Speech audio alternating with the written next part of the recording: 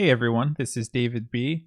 And in this video, I want to introduce you to an author that I have really enjoyed reading and who I think writes fiction that could be useful to English learners. And that is Ray Bradbury. And I just finished his novel, Dandelion Wine, and just wanted to talk about it very briefly. So if we go to the Wikipedia page, I just want to read this briefly. Dandelion Wine is a 1957 novel by Ray Bradbury set in the summer of 1928 in the fictional town of Greentown, Illinois, based upon Bradbury's childhood home of Waukegan, Illinois. The novel developed from the short story Dandelion Wine, which appeared in the June 1953 issue of Gourmet magazine. The title refers to a wine made with dandelion petals and other ingredients, commonly citrus fruit. In the story, dandelion wine, as made by the protagonist's grandfather, serves as a metaphor for packing all of the joys of summer into a single bottle. The main character of the story is Douglas Spaulding, a 12-year-old boy loosely patterned after Bradbury. Most of the book is focused upon the routines of small-town America and the simple joys of yesterday.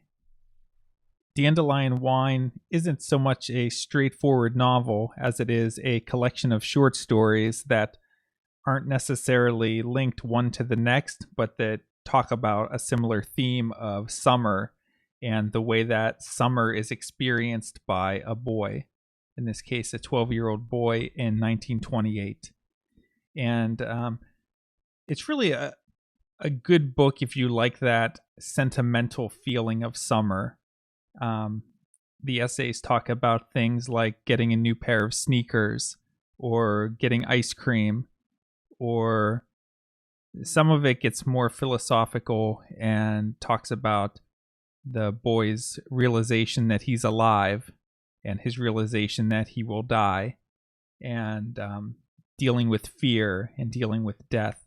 So it's really about the thoughts about life and the discoveries about life of a young boy in this town.